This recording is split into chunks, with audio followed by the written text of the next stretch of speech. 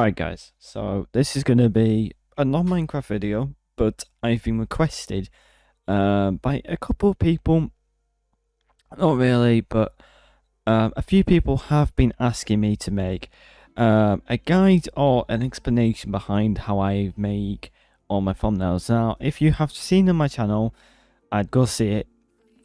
My thumbnails change a lot. And that is because I'm trying to follow styles that other creators are using and trying to adapt to try and follow my own style. So I did for a little bit, and now I'm going with the black background with a bit of text and the priority image being the main focus of the episode. So this video is essentially going to be me showing you how I will be making the thumbnail that will be coming out for my upcoming video that will be coming out in a couple of days time. So it's going to be an accessory bag related video. So to start things off, where I am going to fill this background in with the black background that I've been using, and then we're going to copy and paste this PNG off the accessory bag. I just did get it off the wiki. You don't have to. You can go ahead and try and get the actual player head.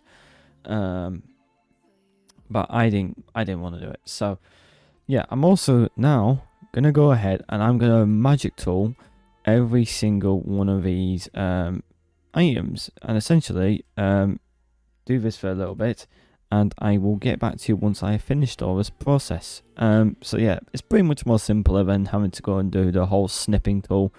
If you just go into a showcase world and you just basically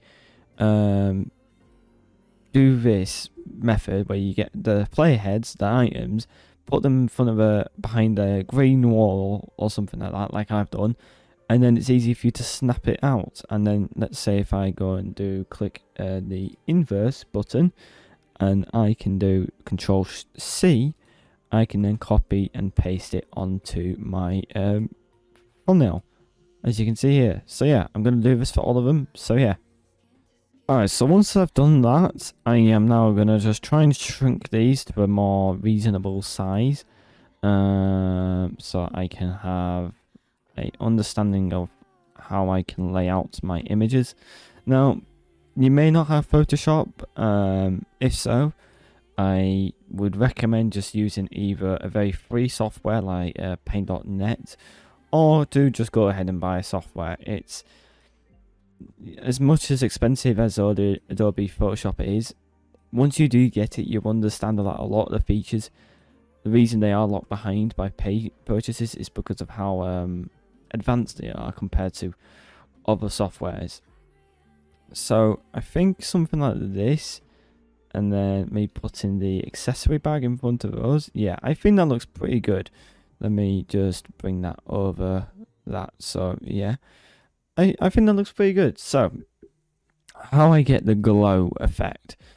So let's go on to the lay styles. Now I've got a lot of layers styles that I use. Now I'm going to stick with this one. Now to go with the theme, I'm going to give this a purple glint, I think, to give it like a purple glow. And if we go to the stroke, I'm also going to pick a purple gradient. Yes, I use gradients for the stroke. I think it's a lot better looking than just a standalone color. So I'm actually going to make that a new layer style, and I'm going to go ahead and I'm going to apply this layer to every single image. As you can see here, this is how I am developing that glow effect. Now, when I get onto this one, the glow effect might affect a lot of the images around it, as you can see. So I'm going to reduce the size of that by a little bit. And what I'm also going to be doing is I'm going to be adding some of my other effects I use. So I'm going to be including this PNG I got off Google that basically gives a smoky effect. And I'm basically going to put it behind the accessory bag, the accessory icon thing. And I'm going to basically put it behind here and try and get it so it can cover the majority of it like that.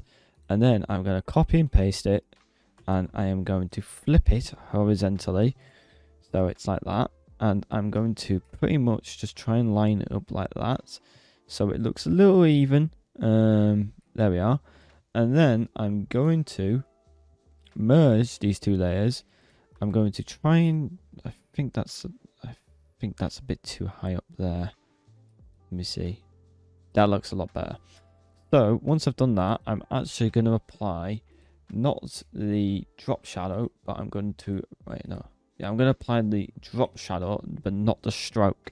And as you can see there, I have now developed the glow effect I do think though the glow on the other things should brought down, so I'm going to make it at least all 49 on the drop shadow. Now, all about doing this is to understand that some of the effects will be overdone, and you have to make sure it's very easy for people to see. And that's why I am deciding to go with this format, because it's very easy to see the shadow effects and everything like that is coming up on the screen, as you can tell.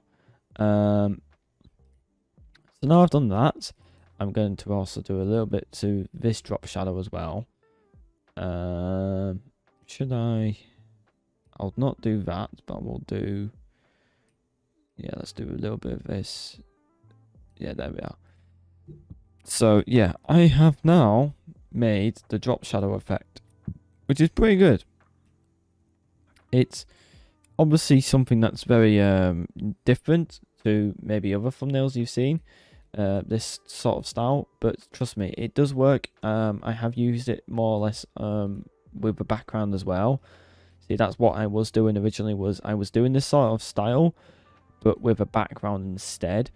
But I don't really like that anymore. I want to stick with this. So then let's add the so I'm just going to probably get accessories. So I'm going to put that in a bigger text than that. I'm going to put it in the center, so it's like not going to be very annoying to look at. I'm going to apply that stroke effect, but I'm also going to apply a color layer, and I'm going to pick like a more brighter purple, I think. Yeah, I think that will like look good. Yeah, I think the stroke is doing a bit too much maybe on that, so I might change something up with that. I don't like that for some reason.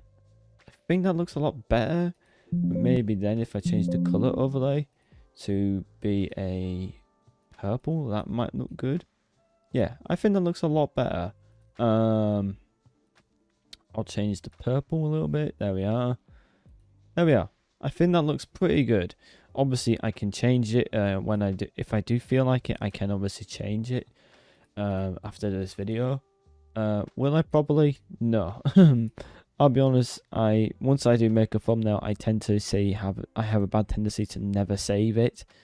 So me changing it afterwards would be very, very, very, very different for me, because I rarely do it. So yeah, but I think that's gonna be about the best I can go for, realistically. You know what? I'm gonna go for the back. I'm gonna go for the dark shadow on that, and I'm just gonna put obtaining, and yeah, that's about all there is to the thumbnail.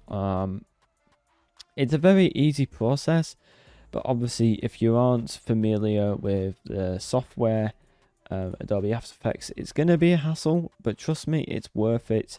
It doesn't take that long to understand, to be fairly honest. I mean, that took me like no time whatsoever to like know how to set up, didn't it? It took me like no time.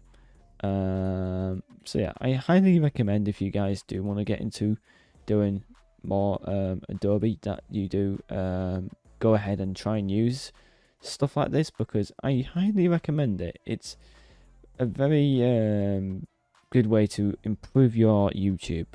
You know, thumbnails are the main thing that attracts an audience, and that's why I have spent ages working on improving my thumbnails, because I do understand the importance in them. So yeah, I think that's going to be it for this video though. It might feel a bit wonky, but like I've said, it's a guide. I haven't really kind of made a video like this ever before. So yeah, peace out, and if this guide was helpful, that is good.